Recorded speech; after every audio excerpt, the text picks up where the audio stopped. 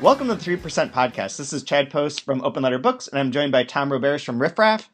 Hello, how are you? Good. How are you doing? Good. You all prepared for the holidays? I suppose so. I mean, we still got about a week left of the store being open before the holidays, and it's a lot of work.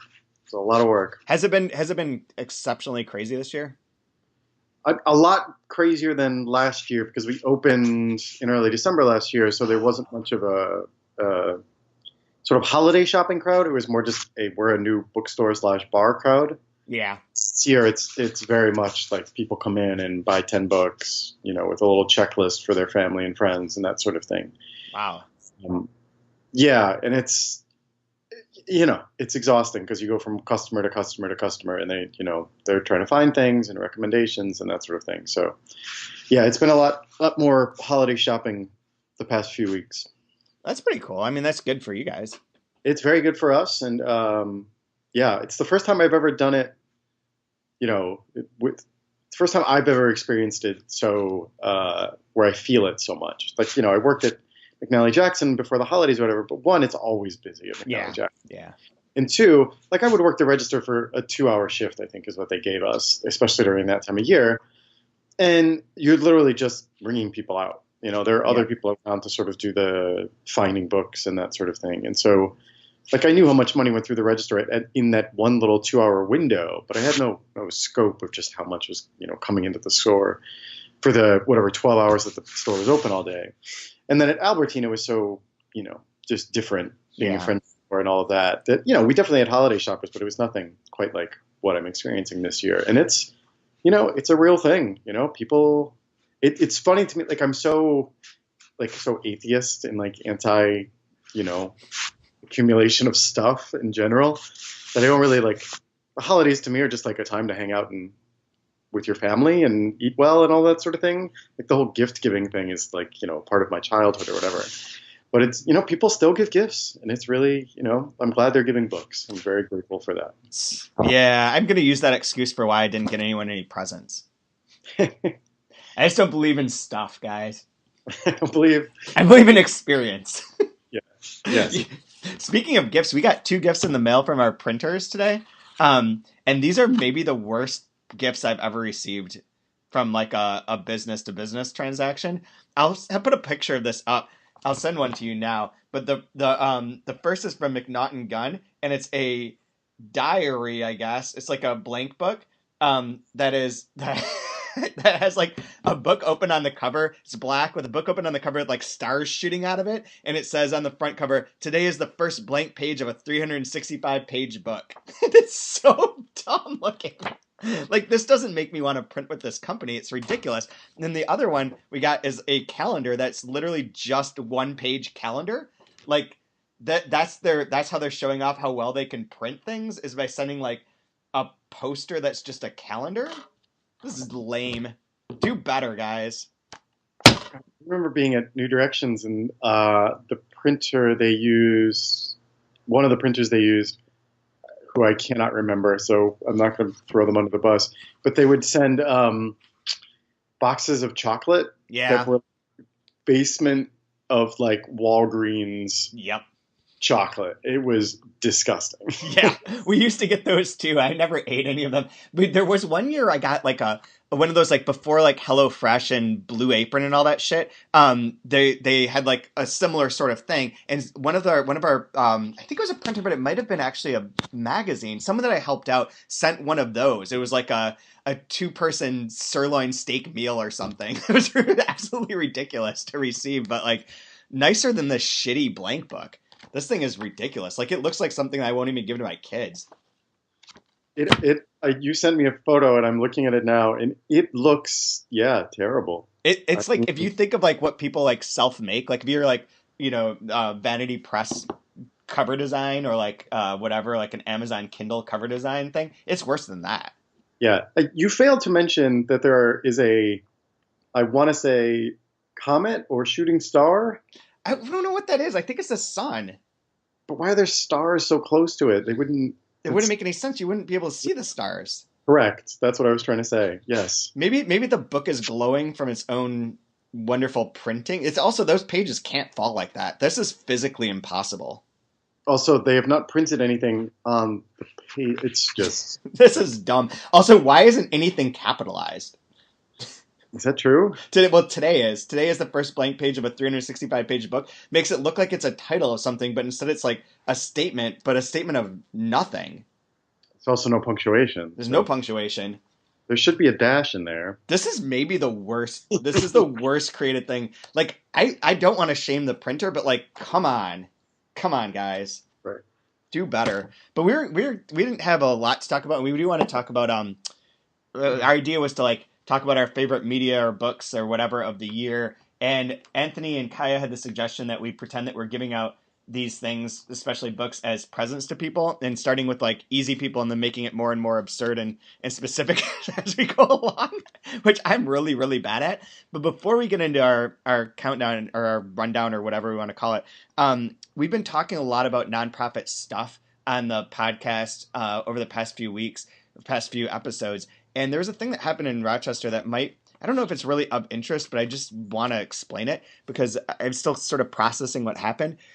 So there used to be the Rochester Arts Council, which according to like New York State Constitution, every county has an arts council that exists to redistribute money from the Council for the Arts to local artists. So rather than having the state dictate like who gets money in different areas, each area of the state has like their own little arts council that can redistribute funds. So like when I moved here, I was on the panel a few times for like, they'd be like $500,000 grants to like local artists to do like, to display their photography at whatever, at a gallery, or to like do some street art or something like that, like things along those lines. And the Rochester Arts Council, my ex-wife actually worked there too, and it went out of business because it was poorly managed and like wasted all of its money and had no funding and didn't fundraise, and the membership was all jacked up and like it didn't work. They also made a magazine called Metropolitan that failed miserably, in part because the woman who ran the whole organization wrote every single article for the magazine, which I would recommend if you're starting a magazine, don't do that. But they went out of business. Then they restarted again a few years later and had basically their only activity was doing a annual sort of gala in which they gave out prizes or awards to like the most important artists of Rochester, and it was like the wicked circle jerk, like of epic proportions, and that went away like years ago. And so a couple of years back, these people from the big organizations in town, like the Rochester Philharmonic, the Jiva Theater, the Memorial Art Gallery, the Rochester Contemporary, they all decided that the Rochester Arts Council would exist again. The Greater Arts Council of Rochester, I think, is what it's actually called. And they invited other people of their ilk to be part of it. They never contacted us. They had nothing to do with any literary organizations whatsoever, because I don't think they consider literature to be an art. They only consider like performing arts and visual arts to count. They also don't get any money from the New York State Council for the Arts. The New York State Council of the Arts has deemed them like not fundable for a long time, for years, because they were mismanaged, and gave all the money for Monroe County, our county, to the neighboring county, Livingston County, and gave them the directive to distribute it to Monroe County artists. So they have like $85,000 that this other county has to give to artists living here in Rochester that doesn't go through this arts council. And it's been like a sore spot for me for years because it's not a thing. It doesn't exist. It's not, their office is empty. Like it's not a real arts council in any way. And yet they are the ones who are always called upon by like local media to speak on behalf of all arts for Rochester. And a couple weeks ago, they had an article in the Alternative Weekly that was about how they were involved in a study that was done on like arts in Rochester, and how they wanted to they're going to meet with like 5 or 6 high profile arts institutions to like talk about how they're going to increase funding for the arts in Rochester through like a 1% tax or 1% something that would like give a fund to give out money. And I called them and was like, dude, like, like you should include more than just these 4 or 5 dumb organizations, especially because you're leaving out literature. I want to be part of this meeting, so on and so forth. And that was fine. I was like polite about it. And then on Facebook, it all blew up because it was clear that they had not talked to or invited any African American organization or any like gay organizations or any arts that were outside of like these main few. And so it became like a big fucking ordeal. And last Friday they had the meeting and they pretended that they were always going to open it to the public, which was absolutely not true. And we're like, anyone can come, like come to our meeting and talk about arts in Rochester. And it ended with like, it was the most nonsensical meeting I've ever attended. And makes me very concerned about the future of nonprofit arts in this area, because it was like basic. I don't know what they wanted. There's a $60,000 study that was done in which it was based around whether or not using Parcel 5, this like albatross of a space that's basically a parking lot in Rochester, using that for like theater. Like there's a study done of like other cities that they consider to be our peers that have built theaters recently within the past 5 to 10 years, and like whether those helped arts organizations or hurt arts organizations and helped funding and helped audiences. And the places that they compared them to, this is part of why this was dumb. Do you want to guess what cities they consider to be peers of Rochester? You've been here. You know what this place is. Peers of Rochester. If you can guess even one of them. Are they all in New York? No, there are not. None of them are in New York. None of them in New York. Okay. Hartford? No. Oh God, no. Portland, Maine? Both of those are logical and not ones that they used. Philadelphia? No, but you're getting warmer. Minneapolis, St. Paul. What? Cleveland, and Raleigh, Durham. Interesting. Yeah, and then Dayton and Omaha were in there, and they're like, Omaha has a lot, and it's like, well, Omaha has nothing going on, but Omaha is also a state capital and like the largest city in that state. So clearly, if they're going to like have any arts funding, it's going to be there.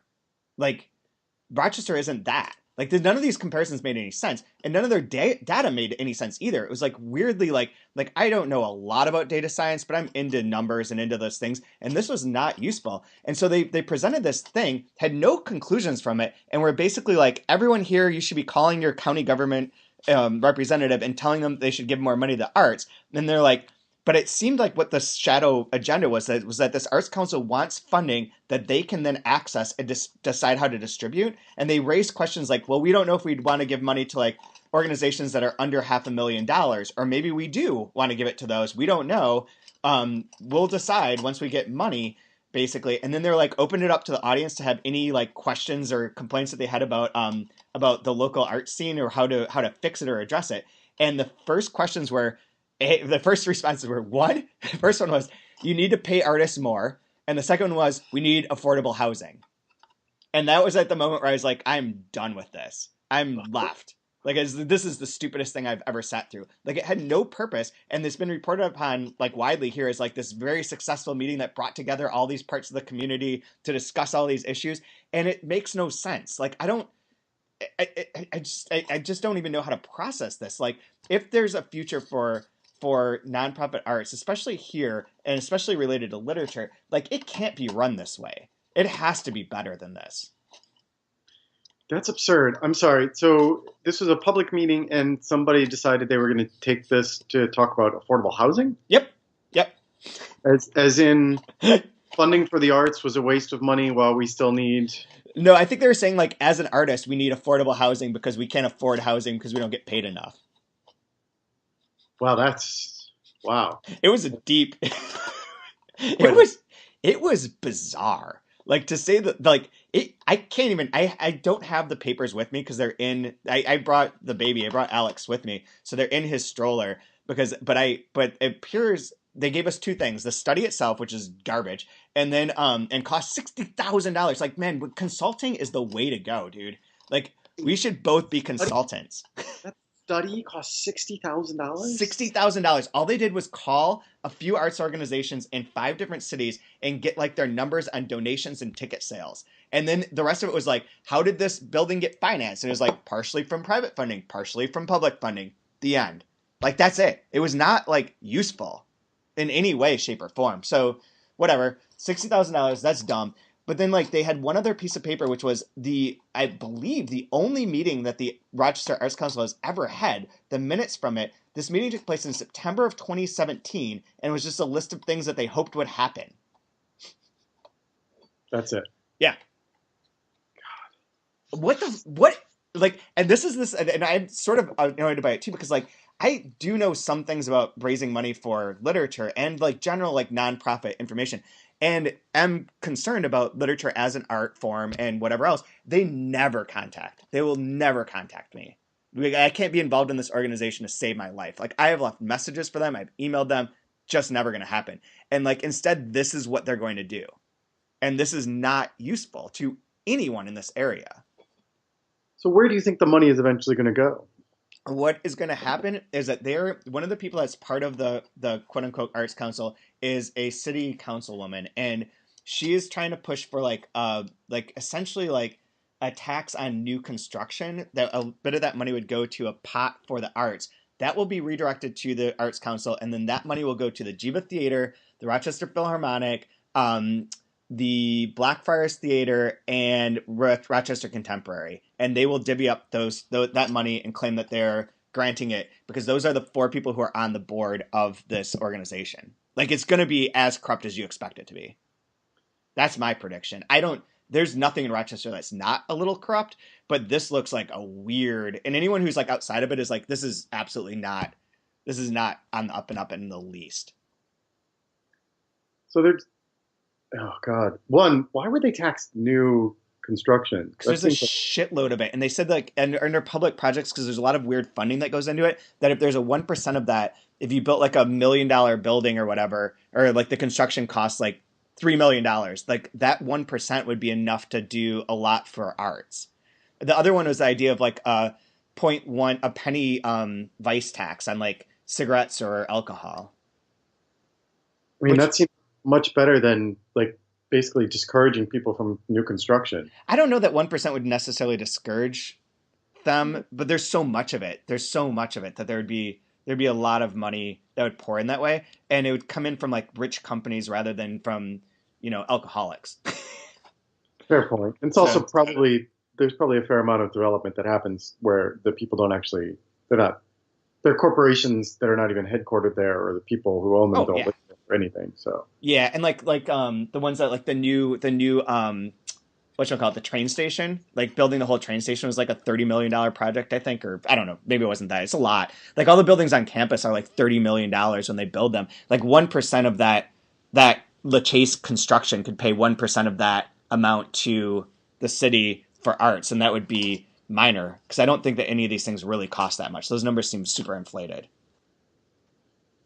Right. So it's funny. I'm sure you've seen this too when you travel, not just around the country, but in the overseas, is that a lot of European countries, especially, their city arts councils and like regional arts councils, whether or not they're, provinces or whatever you want to call them, are heavily involved in even like fairly large cultural institutions, in addition to like the national sort of funding. Yeah.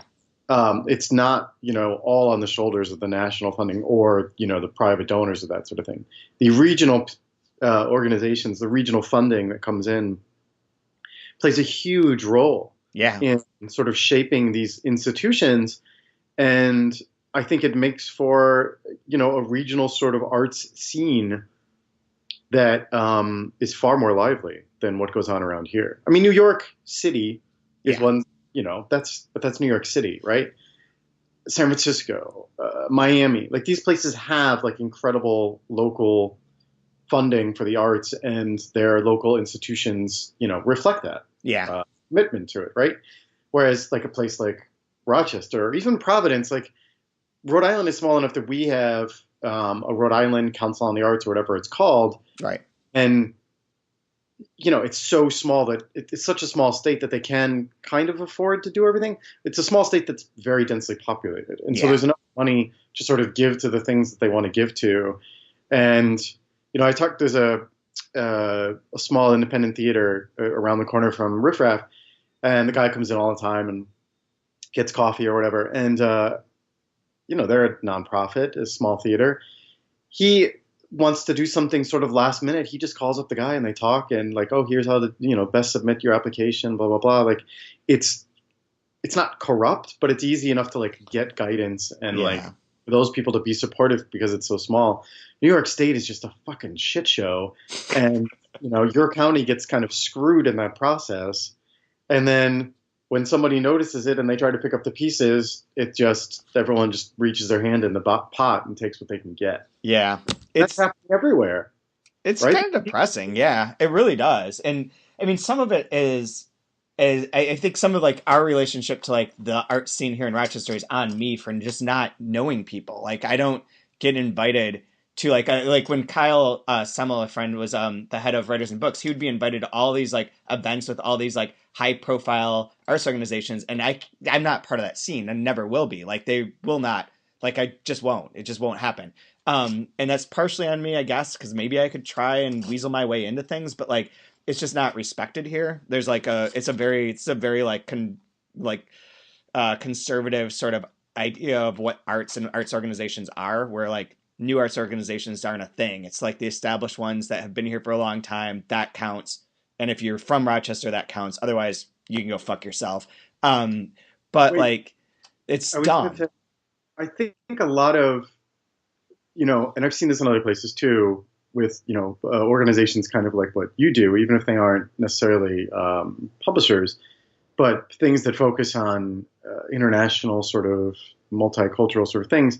And especially if it's not performance based, right? Because there's no like forward facing aspect to what you do, right? You don't have concerts, you don't have plays, you don't have art exhibits, right? Yep. Like you sit in an office and then publish books, and then people would go and find these books in a store. But it's not so much, you don't put up a poster and say, hey, come, see our show, right? And so, and yeah, I mean, a lot of these like arts are, even in Providence, we had this where like you drive by like the larger sort of theaters downtown, they're just doing like traveling productions of fucking shit from Broadway from 10 years ago. It's like cats. It's not to say that it's not well done and that people don't appreciate it and all that. It's just that they do those things because they know those will be the things that people pay to go see, right? Yeah. And so it does become, like we've talked about before with like the citywide reads and all those kinds of things, like it becomes just the lowest common denominator. And it's unfortunate that that's the easiest way for these places to get funding, but that's sort of what happens, Yeah, so Hamilton's coming here in the spring, right? Like it is everywhere, right? Do you want to guess what the lowest ticket price is to see Hamilton in Rochester, New York? Is it over $100? It is well over $100. 200? 470. Holy shit! Yeah, because I wanted to get my daughters obsessed with this. I was like, oh, and she's in the School of the Arts. She does drama, so it would be a great Christmas present. If it's $100, like that's fine. And I went and looked, and I went through every day, and $470 is the cheapest ticket. It's like in the balcony in the back on a Wednesday afternoon. My God, you could go to like a private concert with Paul McCartney for less than that. So like, who is this for? Like, the fuck is this for? It's not, if this is what the money is going to, like, that's ridiculous. Like, that's not for people who live here.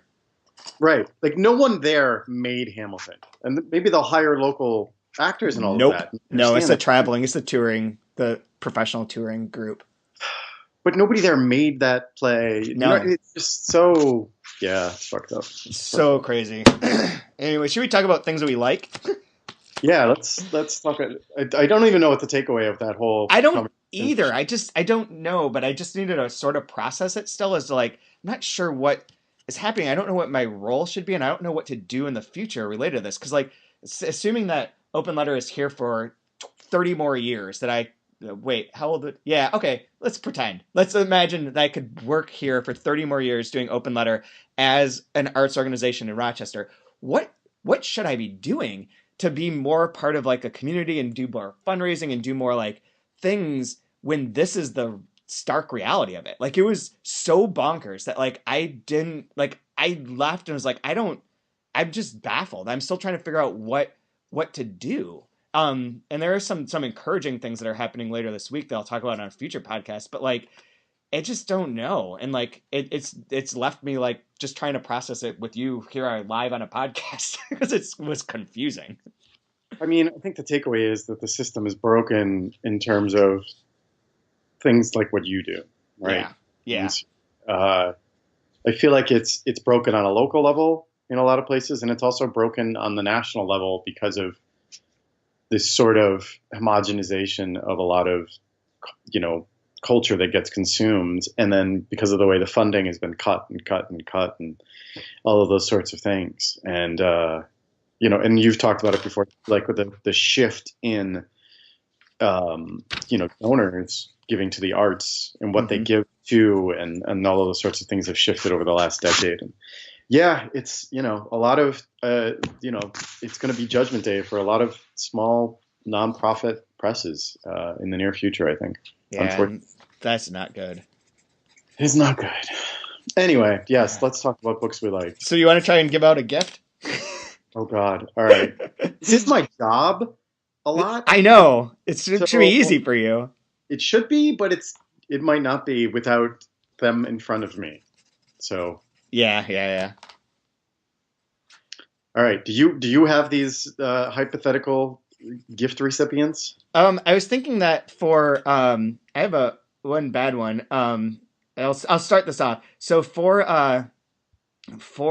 Kyle, who I mentioned already, Kyle Semmel, who's used to be the executive director of writers and books, and is a lifelong St. Louis Cardinals fan. I want him to get Russell Carleton's The Shift, which came out this year and is a good book to explain some of the basics of sabermetrics and how to watch baseball and how the game is changing in like various ways. I think he needs that because he's subjected to a lot of my nonsense, and I don't think he fully knows about it, and I think it would be useful. And the book is good. Russell Carleton's pretty damn smart.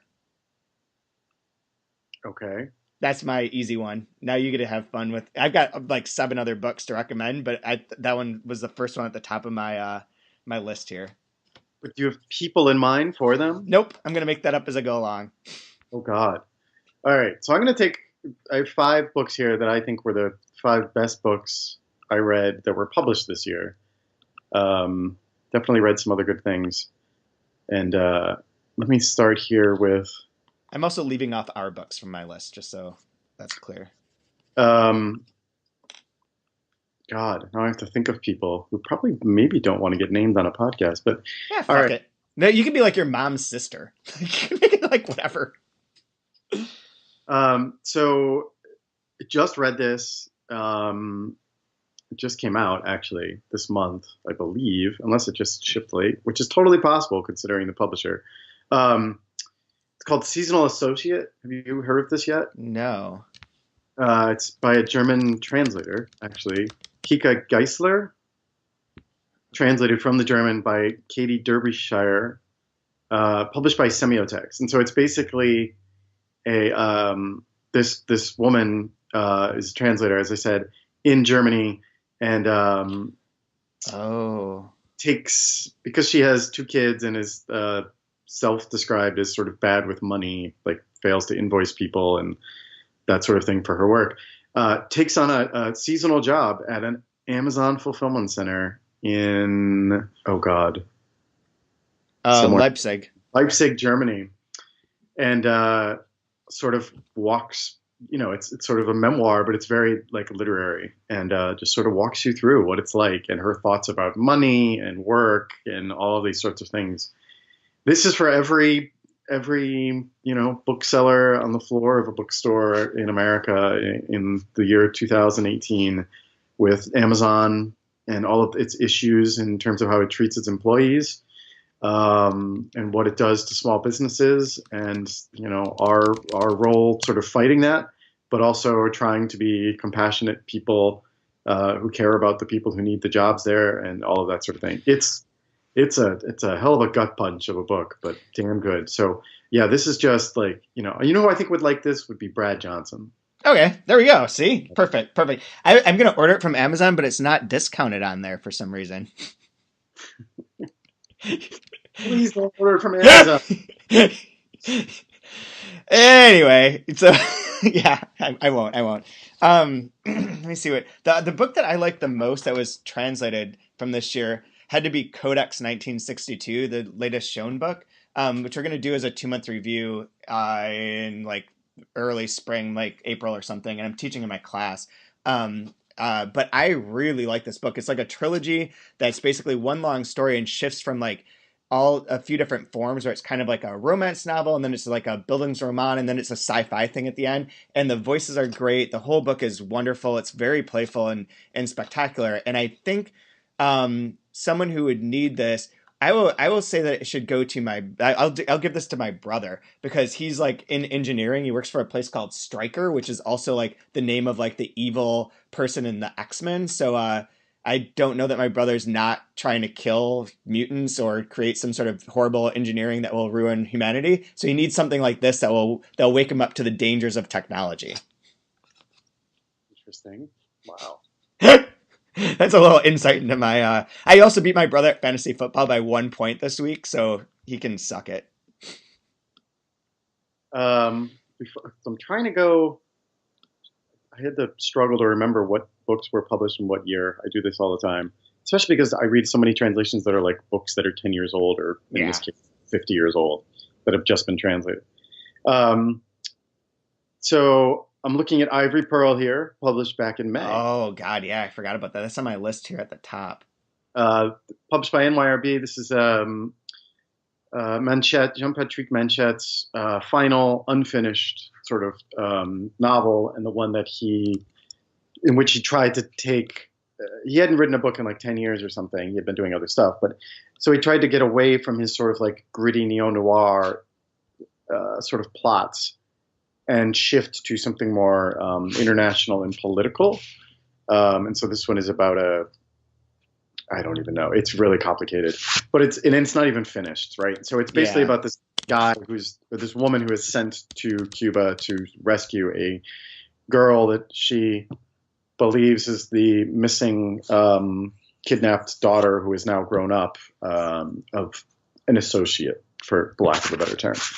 Anyway, it's an incredibly written thing. Donald Nicholson Smith, the translator, is, as always with Manchette, just really, really excellent. Like really captures the tone really well. And I think he's probably already read this, if we're being honest here. But Levi Stahl from University of Chicago Press, whatever he does, I don't know his job there. He seems to do a lot of things, but he is a big fan of all the Parker novels and that sort of thing. I think he would really like this if he hasn't read it. So, how excited are you for the one that's coming out in May? Nada. Yeah. Have you heard about this? So, okay, I'll just read the description, sorry. This tour de force political thriller, told in Manchette's signature noir style, follows a group of far-left extremists in the throes of post-1968 disillusionment. Nada is the most overtly political of Jean-Patrick Manchette's dark thrillers, a critique of the terrorism that tempted a sliver of the ultra-left in France and elsewhere in the wake of the disillusions of 1968. The novel chronicles the kidnapping and eventual killing of an American ambassador by an anarcho-terrorist group who have espoused armed struggle. A rough equivalent to the story might be the saga of the ill-fated Simonese Liberation Army in California, whose fiery elimination is reminiscent of the political massacre of Manchette's fictional direct action group in Nada. The novel is in no sense a political pamphlet, however, and readers who have come to appreciate the very special qualities of Manchette's writing and the cool noir style that he inherits in part from Dashiell Hammett and calls behaviorist will not be disappointed in the tour de force that is Nada. They used tour de force twice, which is not good. That's funny. The last time I was at Albertine, I don't remember when, but the French edition of this book, there's a new French edition of this book, like a new cover, basically. Oh, cool. And they had given it to me when I was down in Albertine. So I have the French sitting here. I just haven't gotten around to reading it. I was actually going to read it soon. So awesome. Interesting coincidence.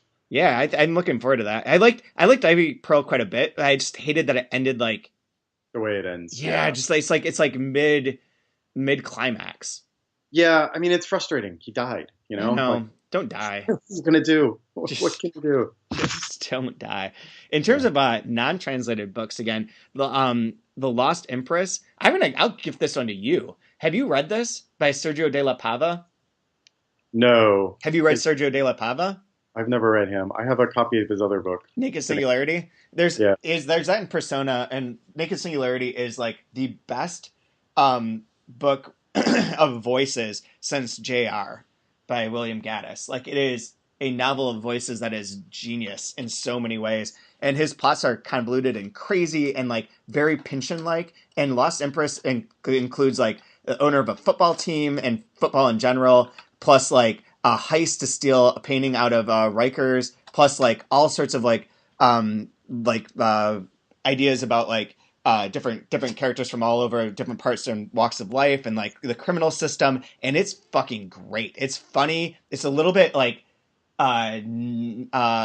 goofy funny at times, like slapsticky. But generally like his kind of command of like creating these weird characters and like creating these plots that are like Pynchon like and they're like ambition and in like how long and crazy they are and how they sort of tie together and don't tie together and all that is wonderful. And like he's one of my favorite like American writers.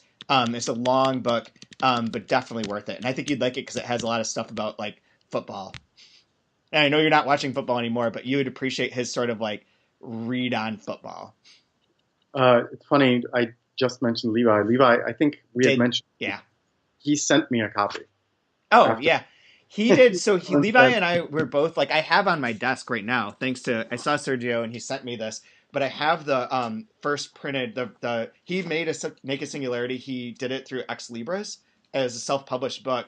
And his wife sent it to a certain number of people, and I got one of them, and Levi got one of them, and Levi ended up acquiring the rights to publish Naked Singularity through Chicago. Right. So like, yeah, so it's all that sort of connects. There's my segue. All right. What else here? I have these other books, but I don't. So, trying to think of who this would be a good book for. Maybe you can help me with this. Okay. Dennis Johnson, which did come out this year. The Largesse of the Sea Maiden. I don't know what this is. No. The story collection? I do not know what you're talking about. Dennis Johnson? Oh, Dennis Johnson. Oh, I misheard you. Sorry. I thought you said Miss Johnson. I was like, who the fuck's Miss Johnson? Yeah, I didn't read this, but I do. Yeah, I want to. The collection is just so fucking good. Yeah. Just the way that everything Dennis Johnson writes is kind of amazing. Yeah. I feel like I would say like my dad would like this, but I don't know that he would. It deals like my dad is very blue collar, in the best possible way, but there's a lot of like everyone in these stories sort of is like a former artist or like it ran in artistic circles or something like that. You can sort of sense a sort of familiarity with like a highbrow sort of work. But really, the point being that in a lot of the stories that like, death is coming for us all. Like, and it's, shit changes when you get old and it's not always easy and sadness comes at you from time to time. And it's just, wow. It's an incredible story collection. So maybe, don't give it as a gift. I don't know. That's not gift worthy. You know what's super funny is like on the Penguin page for this, which somehow I was able to find despite typing in Miss Johnson stories. It has like related articles to the listing, and one of them is from a place called readbrightly.com, and the title of the article is The Best Grown-Up Reads of January 2018, which is perfect because we really do, I guess, have to specify grown-up reads versus all the other books that people tend to read. Yeah, there's a lot of young adult stuff, right? Oh God, adults. So much. Speaking of young adults, I would gift because I was talking about this with her the other week. I would gift my daughter the Overstory by Richard Powers because I think that she's been reading more adult books. She's a teenager now.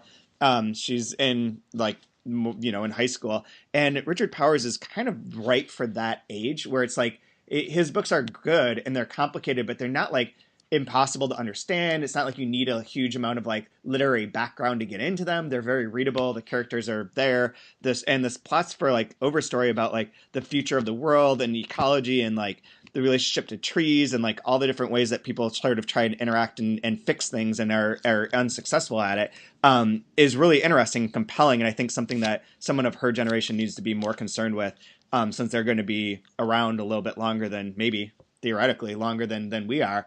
And I think that book is really spectacular, and I'm surprised it didn't get more attention in the US than it did. Yeah, it didn't really get much of anything, did it? No, it was like a finalist for the Man Booker, which I probably should have won. I don't remember what won. I should. Milkman, right? Milkman, yeah. It is. Okay. But yeah, and that's fine. I haven't read that book, but like that sounds pretty cool too. But it should have gotten more attention here. It seems like it did better overseas. Yeah, Milkman, for the record, is doing quite well. Yeah, I know. Yeah. Is it good? I haven't started yet. Emma read, so we had a book club meeting last week, the last one for the season. And one of our regular customers bought a copy like after the book club. So he's, on his way out the door, bought a few books, and one of them is Milkman.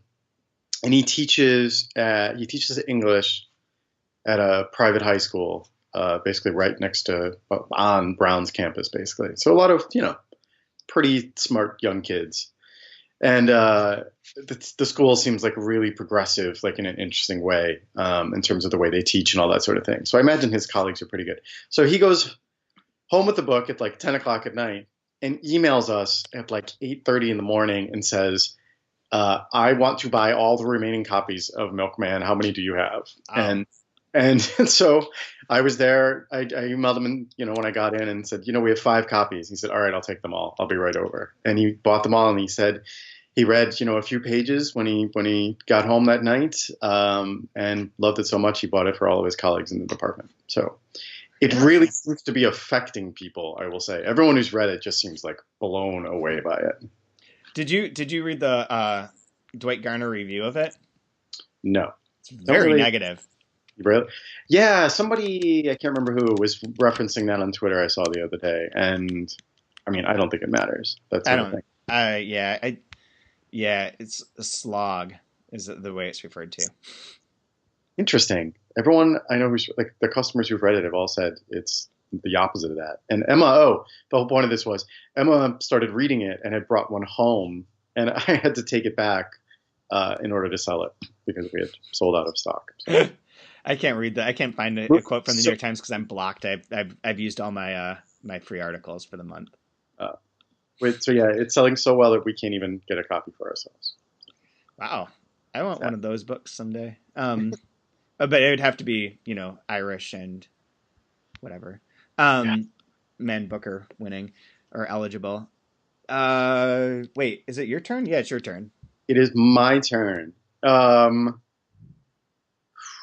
So I think this would be a good book for, what? Like I haven't yet thought of one. I don't often read things that I think my mother will like. She often asks me what I've been reading or whatever, and I'll tell her, and she'll say, would I like it? And I have to be very honest and say no. And she'll say, why? And I say, well, it's violent or, weird or all these sorts of things.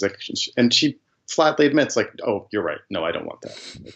It's not that she doesn't want like things with emotion or trauma or all of those things. It's just like she really doesn't handle violence in books well or in movies. And I tend to be fascinated by violence. So anyway, but this one, she does like weird things that I've sort of steered her towards. Like she loves your Catalan author. Yeah, Mercè Rodoreda. Rodoreda. And there's a new one of those, isn't there? Yeah, coming? Camilla Street. Yeah. I should give her that before I see her this weekend. Anyway. That she'll really like. That's Rot, which this is my favorite book of the year. I think this book is just phenomenal. It's the Jenny Hval novel published by Verso, translated from Norwegian, originally written in 2009, but like really sort of timeless in a great way, about a Norwegian foreign exchange student in a fictitious small town in England, and the weird sort of living situation that this woman gets in with a British, no longer a student, a girl who has recently graduated and just sort of, has temp jobs or whatever. And they share a very large, very weird apartment, loft style apartment. And it just sort of chronicles, the progress of their relationship as they live together. And it gets like eerie and weird, and it's incredibly well observed, and just like really gets under your skin in like the best possible way. I really, really, I think about it constantly. Like she creates such beautiful scene, and it all feels just very real. Which I don't always necessarily need from books, but this one, she did it so well that it's kind of fascinating. Did you ever end up listening to her albums? No, but I'm finally on her website as opposed to Verso's page for the book. So I've got all her videos and things like that. I'm gonna put some on the playlist in the store. Yeah, I still like the earlier album better than the more recent one, but they're interesting. She's very interesting. Oof. Okay. So I have to pick one, huh? Man, I'm getting down. I've got books that I like. The one that all the ones I know which one I was going to say. So I don't know who this would be for either. Although trying to get this as remote as possible. I have a cousin. I have a lot of cousins. Like my family on my dad's side is like gigantic. Like when my great grandparents died at like 101, 103, whatever it was, they had over 120 great grandchildren. And they didn't know any of our names at all. And like all the great grandchildren have multiple kids now, basically. So like my family on my dad's side is fucking insane. Like when they have family reunion, it's just insanity. And so there's a cousin I have who likes books. I don't really remember what her name is right now though, but I think it's Chelsea. So we'll say Chelsea as a remote person that deserves a gift. Should get Madame Victoria by Catherine Leroux from a Quebec author. I met Catherine last year at an event where I went to Toronto to do an event for the Granta issue on Canadian literature, and she had a book called The Party Wall that came out from Biblioasis a few years back that I've had on my shelf, and I'm going to read in the new year for sure. As part of a thing I'm going to do for 3%. But I read Madame Victoria just a couple weeks ago, and it's great. It's like the book that I don't know if you read Jenny Erpenbeck's The End of Days, where it's like kind of how everything's going to end, like it's going to end with a death. But that book is really like overly structured and gets really boring pretty quick because it's like it's going to be the same thing. This is similar in a setup, but is much more imaginative and a much better book in my opinion.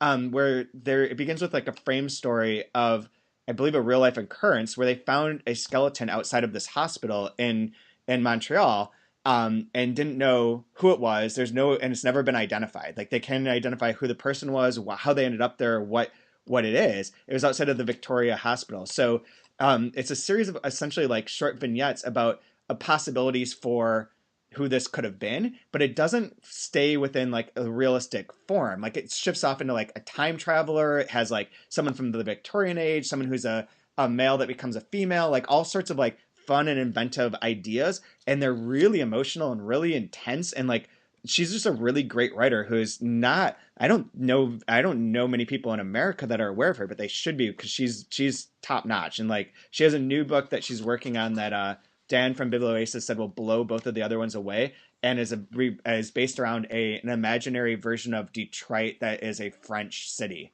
that as if it had never been given over to America. What? Okay, that sounds good. Yeah, I'm into that. But I really like her, and I think she's great. I don't know who to give it to either, so I'm stretching. What's that? What's the name of this book? Madame Victoria. Madame Victoria. Okay, I'm gonna have to read this one myself. I really like it. This last one is for you. I have to, and you have to decide all your animosity. And I'm telling you, go read Tell Them of Battles, Kings, and Elephants. Well, I just got an email about him, and I don't think that's going to happen soon. But it's so good. It's so good. I really, really enjoyed this book. I really liked it. It's just, I mean, for anyone who doesn't know, it's Énard's version of when Michelangelo went to Istanbul in 1506, hired by the Sultan or some minor, dignitary of some kind. to design a bridge to go over the river to join the two parts of the city. And it just sort of details his day-to-day sort of struggling to come up with the design for the bridge, his sort of distraction with, political turmoil back home in Italy, and then his sort of being dragged around the city into a nightlife scene that he's, completely unfamiliar with, and that sort of thing.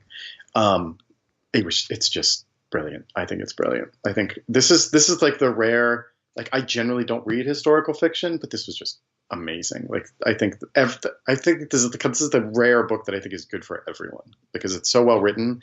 His style is just so good, and then the plot is so interesting, and it doesn't feel like a historical novel. Cool. I know you're not going to read it, but you're right. Maybe someday. I read Compass. I taught it in my class. So there's that. It will all depend on how a certain thing works out in the next week, whether I read that or not. But I just finished the new Freyzan book that's coming out in the fall, and that's fucking the best. Is the best. I will ride or die for Freyzan all the way. If we have one, like, our books don't get mentioned on a lot of these sort of lists, but like if there's one that should, he is the guy. He is amazing, and this new book is gonna be fantastic for all of his fans. Yeah, well, he's pretty brilliant. I don't know. I feel like maybe once you get to the end of this, is it a trilogy? Yeah. Yeah. You might see a lot of attention sort of focused on it now that everyone can digest the whole thing. This part's crazy. The Remembered Party's finishing now. So shit. Oh, I know what it was. Did you see that Patton Oswalt likes Freyzan? What? Yeah, so he read. So there's this advent calendar that these people, I think they're in Canada, make, where it's like a new short story each day, and it's like this really fancy, beautifully designed advent calendar of short stories from like famous authors. And they had read one of Freyzan's stories that we ran on 3%, and they used it for this advent calendar. And Patton Oswalt read it and wrote to Will Vanderheiden on Twitter and was like, "This is a great story. I love everything about like this 50s science fiction sort of vibe to it." Blah blah blah, and recommended it to everyone. That may be the coolest endorsement that we've ever received. That is cool. But yes. In terms of other books, like going away from the general like gift giving into just books that came out this year that I think are really good. One that you didn't mention, I thought you would, is Patient X.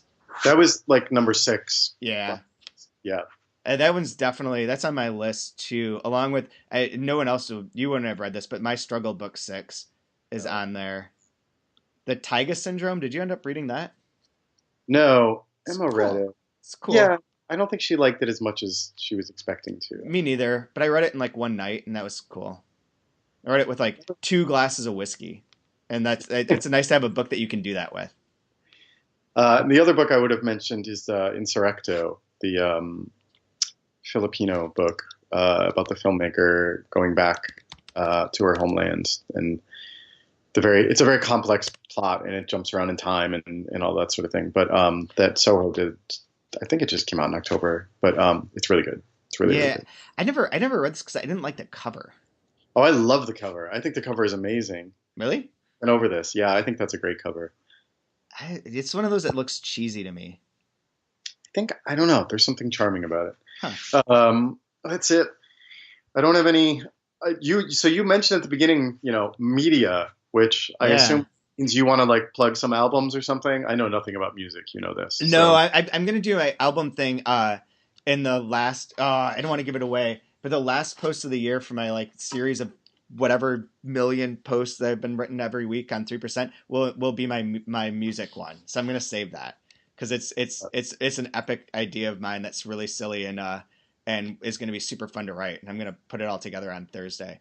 But like I was thinking if there's any movies or TV shows that you wanted to recommend. Aside from Riverdale, which is probably the greatest TV show ever. Oh God. It's so fucking awesome. It's so weird. No, I think the best movie I saw this year, or that I've seen so far this year. There's a bunch of stuff coming out now that I want to see. God, what's it called? Widows. Oh, I wanted to Yes. see that. Uh, heist movie, I guess would be a fair way of describing it.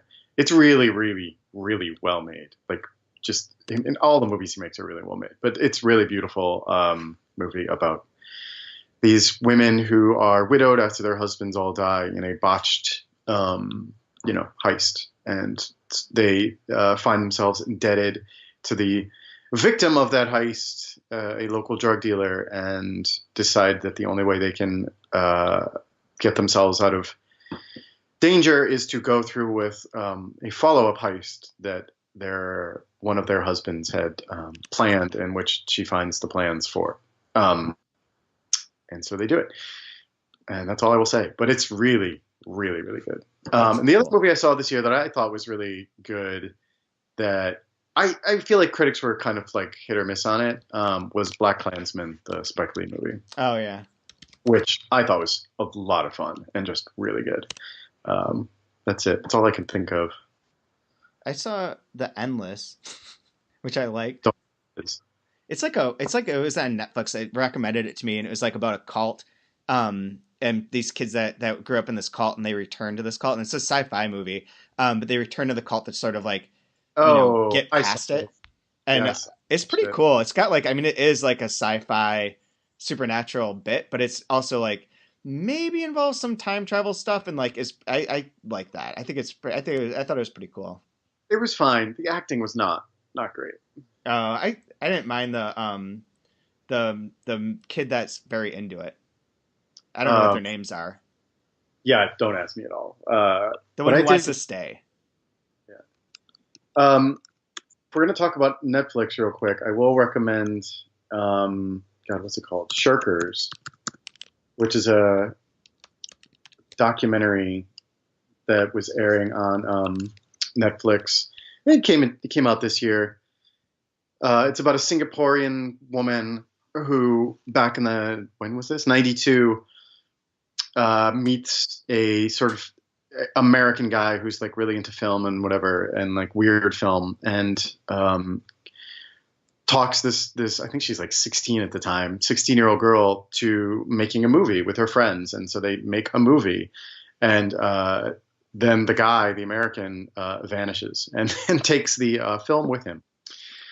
And so they never saw the movie they were making. And then many, many, many years later, they get it. It has no audio, but they do have it. And so they sort of revisit what it was like to have made that movie in Singapore back in, the early 90s. Weird. And the first part of the movie where they're talking about what they shot and when they're describing the movie, and you're like, oh God, this must have been awful, right? Like, yeah. It sounds terrible.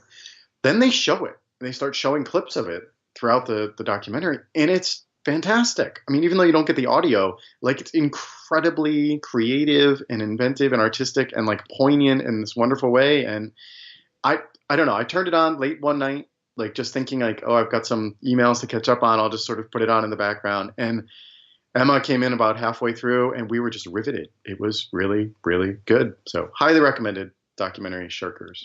Very cool.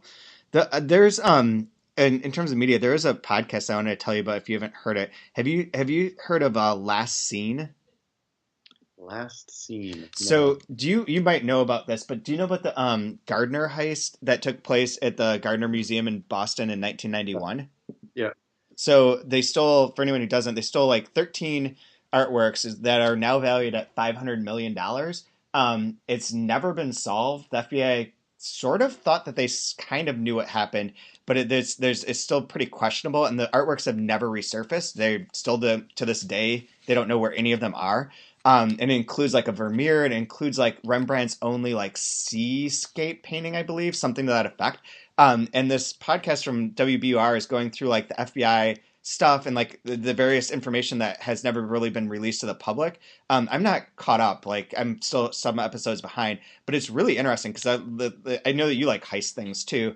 The heist aspect to it is like very simplistic, but like the sort of trying to figure out what actually happened or where these things could be is pretty fun. And it involves a lot of like various criminal gangs and other schemes and ways that the FBI was trying to entrap people to like get them to confess to stealing the paintings in exchange for like getting out of, you know, other crimes that they did. And it's still unsolved. At least unless this ends in some really dramatic way in which they're like, oh, guess what? We figured it out.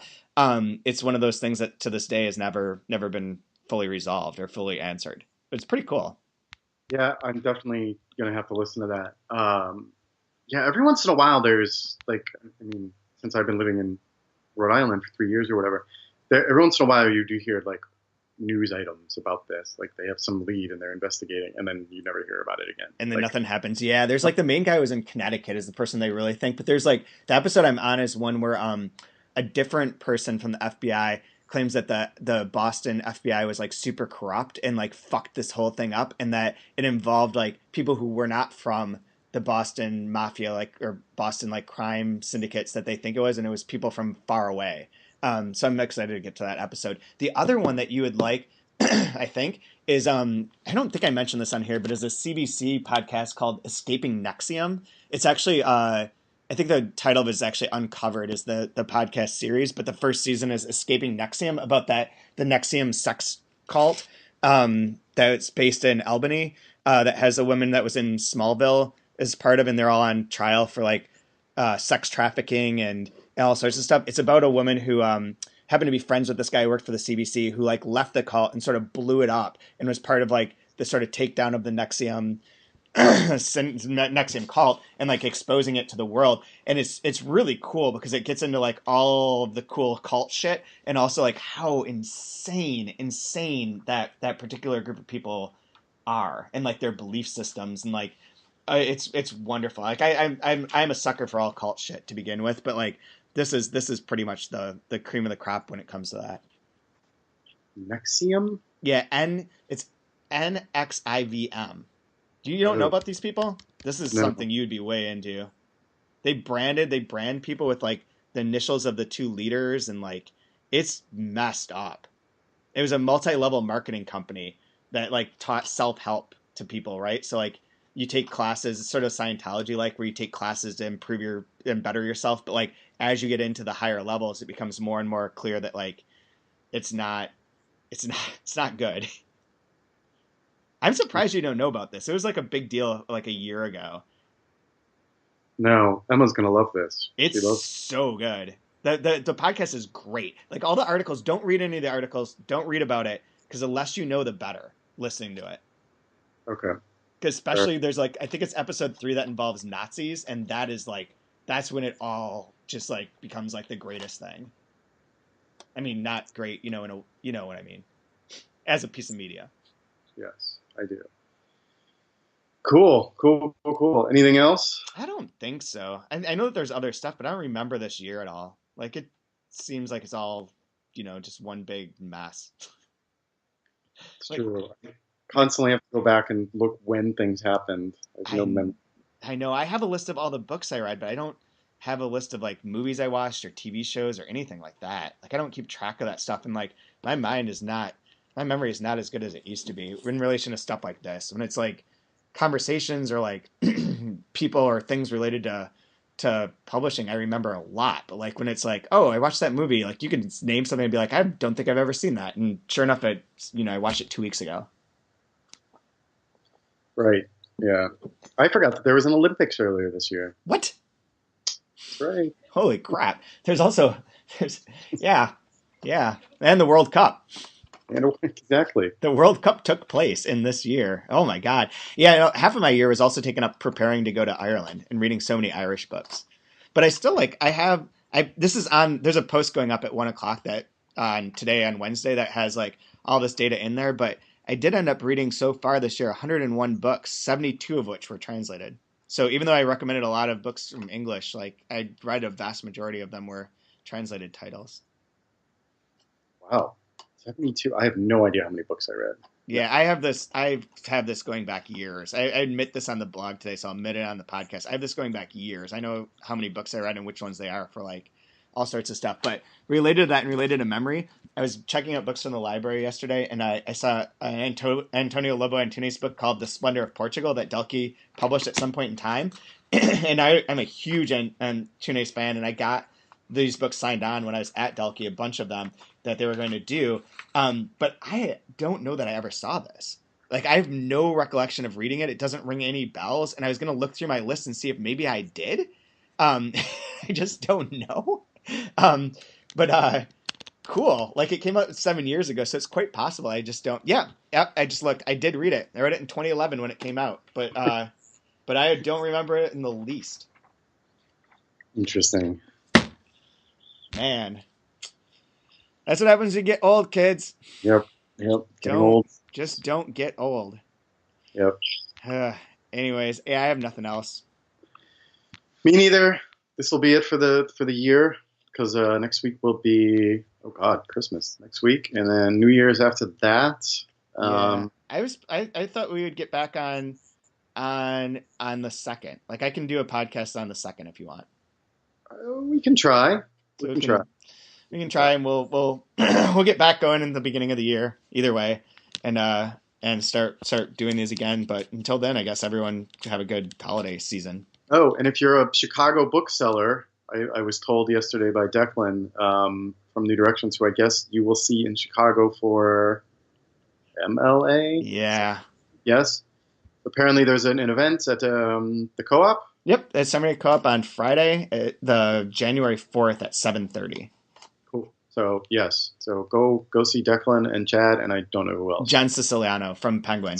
So it's New Directions Penguin Open Letter. We're going to have pizza, beer, books that we're going to be recommending to booksellers. And if you're media or you're sort of related, if you're listening to this and you're sort of like into this kind of stuff, just come to Seminary Co-op at 7:30 on Friday the 4th. Like, we're not going to be checking IDs at the door or anything like that. Right.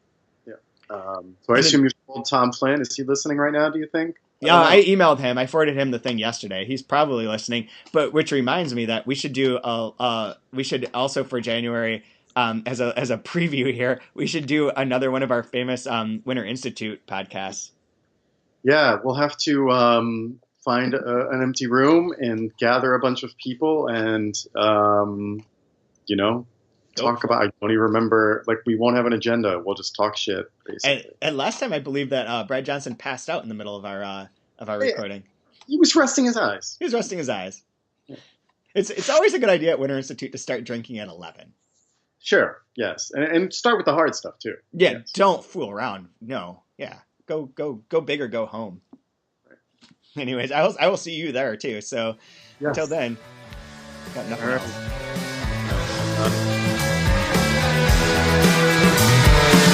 Let's get a house, you and me and your 12 cats. We'll put mirrors on the ceiling. We'll have a bunk bed by the bed. You'll line my mattress with nails, 1 for every time something psycho came out of your mouth. Your cavern eyes are praying, your scarlet lips have said